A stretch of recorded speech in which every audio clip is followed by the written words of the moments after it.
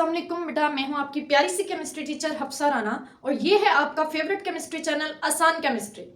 बेटा, जब हम ऑर्गेनिक रिएक्शंस का रिएक्शन मैकेनिज्म पढ़ते हैं तो हमें वहां से समझ आती है कि वहां पर तीन चीजें होती हैं। एक होता है सबस्ट्रेट, ठीक है, सबस्ट्रेट। दूसरा होता है अटैकिंग रिएजेंट और तीसरी होती है प्रोडक्ट। अटैकिंग रिएजेंट और प्रोडक्ट। अब आज हम डिस्कस करते हैं कि अटैकिंग रिएजेंट कौन कौन से होते हैं। ठीक है, ये अटैकिंग रिएजेंट अब हम पढ़ेंगे। अटैकिंग रिएजेंट्स हैं, उनकी दो टाइप्स हमारे सामने आई हैं। एक होते हैं न्यूक्लियोफाइल और दूसरे होते हैं इलेक्ट्रोफाइल। न्यूक्लियोफाइल नाम से जाहिर है, न्यूक्लियो से मीन्स न्यूक्लियस और फाइल से मीन लविंग, अट्रैक्शन, अफिनिटी। तो ये न्यूक्लियस लविंग होते हैं। न्यूक्लियस लविंग वो स्पीशी होती है जो इलेक्ट्रॉन एनरिच्ड होती है, खुद उसके पास बहुत सारे इलेक्ट्रॉन्स होते हैं। ठीक है, तो हम इसको कहते हैं इट हैज, इसका पहला पॉइंट हमारे सामने आ जाएगा। पहला point, it has unshared electron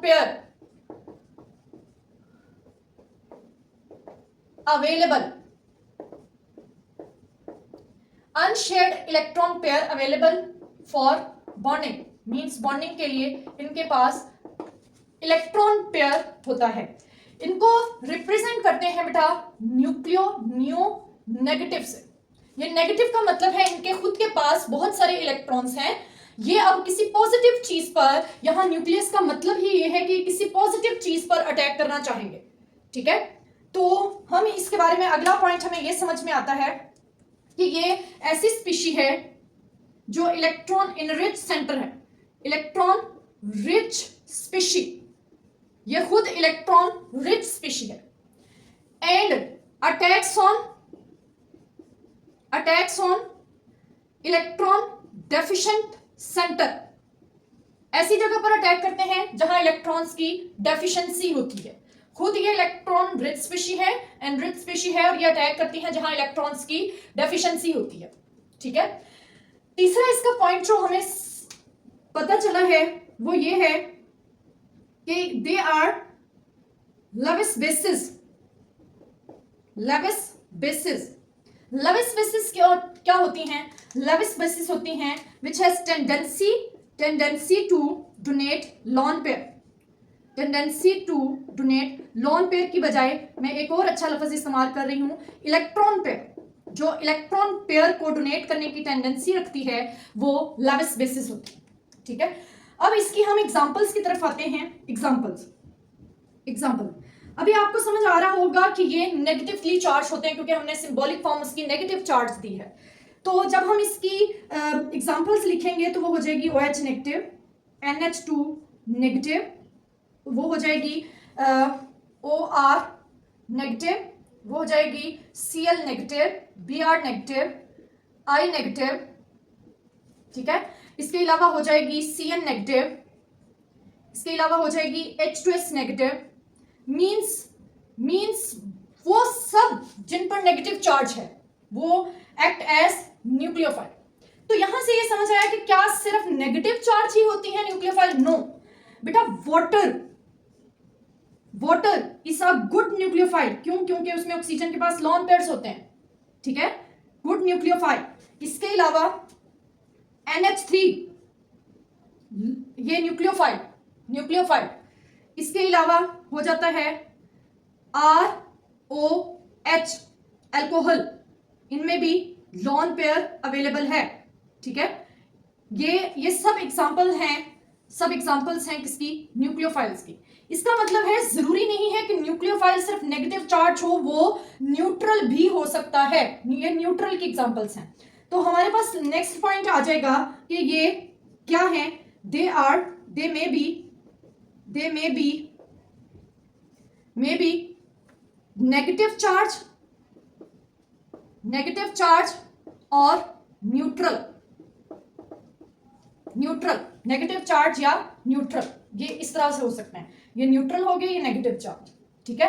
और लेविस बेसिस भी हम इसे कहते हैं, क्योंकि लेविस बेस क्या होती है, जो इलेक्ट्रॉन पेयर को देखें, इनके पास भी टेंडेंसी है इलेक्ट्रॉन पेयर को डोनेट करके, इलेक्ट्रॉन पेयर डोनेट कर सकते हैं, इलेक्ट्रॉन पेयर, ये सब इलेक्ट्रॉन पेयर को डोनेट कर सकते हैं, ठीक है। तो ये लेविस बेसिस भी यही होती है, न्यूक्लियोफाइल भी यही होता है, इसलिए हम कह देते हैं कि all the Lewis bases are nucleophiles, ठीक है। अब हम आते हैं इलेक्ट्रोफाइल्स के ऊपर। इलेक्ट्रोफाइल क्या होता है, नाम से जाहिर है, इलेक्ट्रो मीन्स इलेक्ट्रॉन, और फाइल निकला है लविंग से, इलेक्ट्रॉन लविंग। ओके बेटा, ये कोई डेफिनेशन नहीं है, ये आपने पेपर में नहीं लिखना होता, ये सिर्फ आपको मीनिंग बताया है, इसलिए बच्चे ये पेपर में लिखाते हैं, इसलिए अब हमने लविंग की जगह अफिनिटी का लफ्ज लिखना शुरू कर दिया है कि एक्चुअली ये अफिनिटी है, ये भी लविंग की जगह पर आप अफिनिटी का लफ्ज रखें, ठीक है। अब इलेक्ट्रॉन लविंग कौन होगा, जो इलेक्ट्रॉन डेफिशिएंट होगा, ऐसे ही है, जो जिसके पास इलेक्ट्रॉन्स की डेफिशिएंसी होगी वो इलेक्ट्रॉन लविंग होगा, ठीक है। तो हम इसको कैसे डिफाइन करते हैं, ये है, इसको डिफाइन कर लेते हैं, it has electron deficient centre, जिसमें इलेक्ट्रॉन्स की डेफिशिएंसी हो, वो सेंटर इसके पास अवेलेबल होता है, ठीक है। और नेक्स्ट पॉइंट, जैसे हमने यहां पर लिखा था, इसकी रिप्रेजेंटेशन हो जाती है ई पॉजिटिव मींस इनके पास इलेक्ट्रॉन्स की डेफिशिएंसी है, तो ये अटैक किस पर करते हैं, ये खुद इलेक्ट्रॉन डेफिशिएंट स्पीशीज है। सेकंड पॉइंट ये बना कि ये खुद इलेक्ट्रॉन डेफिशिएंट स्पीशीज, और ये अटैक किस पर करती हैं, attack on electron rich centre के ऊपर ये अटैक करते हैं, इलेक्ट्रॉन रिच सेंटर के ऊपर ये अटैक करते हैं, ठीक है। नेक्स्ट जो है, जैसे हमने कहा कि लेविस बेसिस होती हैं, इसी तरह हम यहां पर कहते हैं कि जो लेविस एसिड्स होते हैं, लेविस एसिड्स वो सारे क्या होते हैं, वो इलेक्ट्रोफिलिक कैरेक्टर होते हैं। लेविस एसिड कहते हैं किसे, लेविस एसिड कहते हैं which can accept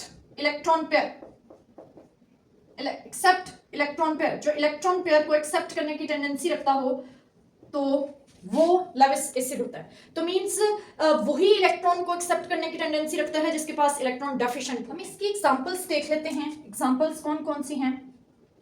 एग्जांपल्स में आ जाता है H पॉजिटिव डेफिशिएंसी है, इलेक्ट्रॉन पेयर को एक्सेप्ट कर सकता है, Cl पॉजिटिव, Br पॉजिटिव, ये सब क्या हैं, ये इलेक्ट्रोफाइल्स हैं, ठीक है। अब अगली बात बेटा ये है कि क्या सारे पॉजिटिवली चार्ज्ड इलेक्ट्रोफाइल्स होते हैं, तो याद रखिएगा NH4 पॉजिटिव चार्ज है, बट ये इलेक्ट्रोफाइल नहीं है, इट मींस हर पॉजिटिव चार्ज, इसी तरह H3O पॉजिटिव, ये इलेक्ट्रोफाइल नहीं है, हालांकि इन पर पॉजिटिव चार्ज है, लेकिन ये इलेक्ट्रोफाइल्स नहीं है, ये भी अब हम डिस्कस करते हैं। इसके अलावा पॉजिटिव चार्ज होने के साथ साथ ये न्यूट्रल भी हो सकते हैं, जैसे AlCl3, BF3, इसी तरह आ जाता है SO3, ये सारे जो हैं एक्सेट्रा, ये, और पॉजिटिव में अगर हम लें तो कार्बोकेटाइन R पॉजिटिव, ये सब इलेक्ट्रोफाइल्स हैं।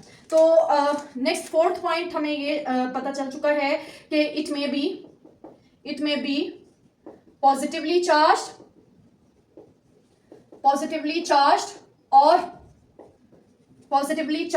और न्यूट्रल, ये न्यूट्रल भी हो सकते हैं और पॉजिटिवली चार्ज्ड भी हो सकते हैं।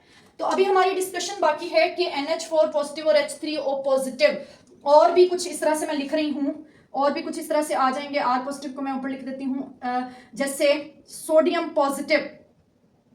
पॉजिटिव, ये कोई इलेक्ट्रोफाइल नहीं है, K पॉजिटिव, ये कोई इलेक्ट्रोफाइल नहीं है। उसके रीजन ये है कि बेटा इनके पास इलेक्ट्रॉन्स को एक्सेप्ट करने के लिए कोई शेल अवेलेबल नहीं है, ठीक है। जैसे यहाँ नाइट्रोजन है, नाइट्रोजन का ऑक्टेट यहाँ पर कंप्लीट है, इसने हाइड्रोजन को एक electron pair coordinate covalent bond के जरिए शेयर किया हुआ है। इसके खुद के पास अब कोई वैकेंट ऑर्बिटल नहीं है जिसमें वो इलेक्ट्रॉन पेयर को ले सके।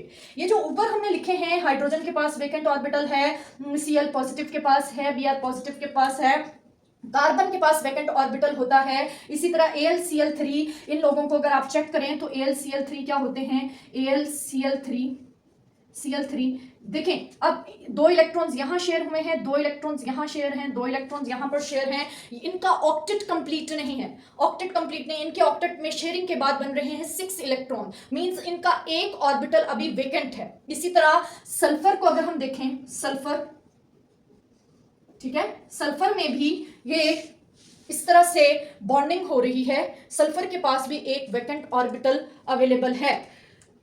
कुछ और भी डिस्कशन अब हम कर लेते हैं कि वैकेंट, सोडियम की बात करें तो सोडियम के ने एक इलेक्ट्रॉन दे दिया, तब उसका ऑक्टेट कंप्लीट हो गया है, अब वो वापस इलेक्ट्रॉन लेगा तो कहां पर रखेगा, उसके पास कोई ऑर्बिटल अवेलेबल नहीं है, उसका ऑक्टेट कंप्लीट हो चुका है। तो इट मींस हर पॉजिटिव चार्ज इलेक्ट्रोफाइल नहीं हो सकता। तो all positively charge are not electrophile, सारे के सारे इलेक्ट्रोफाइल नहीं होते। ये हमें यहां से समझ आई है कि सारे इलेक्ट्रोफाइल्स नहीं होते। यहां से एक और डिस्कशन हमें मिलती है कि all Lewis acids are electrophiles, but all electrophiles are not Lewis acids, सारे के सारे Lewis acid नहीं होते। जैसा कि हम बात कर लेते हैं अल्काइल फ्री रेडिकल की, ये इलेक्ट्रोफाइल तो है क्योंकि इसे इलेक्ट्रॉन चाहिए, लेकिन ये लेविस एसिड नहीं है। लेविस एसिड में पूरा इलेक्ट्रॉन पेयर एक्सेप्ट करना होता है, तो ये इलेक्ट्रॉन पेयर को एक्सेप्ट नहीं कर सकता है, सो ये लेविस एसिड नहीं है, but it is an electrophile. एक और बात यहाँ से हम डिस्कस कर लें कि जो हमने पढ़नी भी है कि बेटा ये जो पाई इलेक्ट्रॉन्स होते हैं ना, ये गुड न्यूक्लियोफाइल्स होते हैं। जैसे बेंजीन के केस में ये अपना इलेक्ट्रॉन पेयर डोनेट करने की टेंडेंसी रखता है। It means benzene is a good nucleophile, ये न्यूक्लियोफाइल के तौर पर एक्ट करता है। ठीक है, यहां से ये बात आपने ध्यान में रखनी है कि जिनके पास पाई इलेक्ट्रॉन्स अवेलेबल होते हैं वो न्यूक्लियोफाइल हो सकते हैं, जैसे benzene is a good nucleophile. और एक और बात, जो न्यूक्लियोफाइल जहां पर अटैक होता है, जिन रिएक्शंस में हम अटैकिंग रिएजेंट्स पढ़ रहे हैं, उन रिएक्शंस को कहते हैं न्यूक्लियोफिलिक रिएक्शन जिनमें अटैकिंग रिएजेंट न्यूक्लियोफाइल मीन जो बाहर से स्पीशी अटैक कर रही है वो न्यूक्लियोफाइल हो, और जिनमें इलेक्ट्रोफाइल अटैक कर रहा होता है वो इलेक्ट्रोफिलिक रिएक्शंस होते हैं। इलेक्ट्रोफिलिक रिएक्शंस जिनमें बाहर से इलेक्ट्रोफाइल अटैक कर रहा होता है, जैसे आप ले लें कार्बन की कौन सी फॉर्म ली है, कार्बोकेटाइन, इसके ऊपर अटैक करेगा,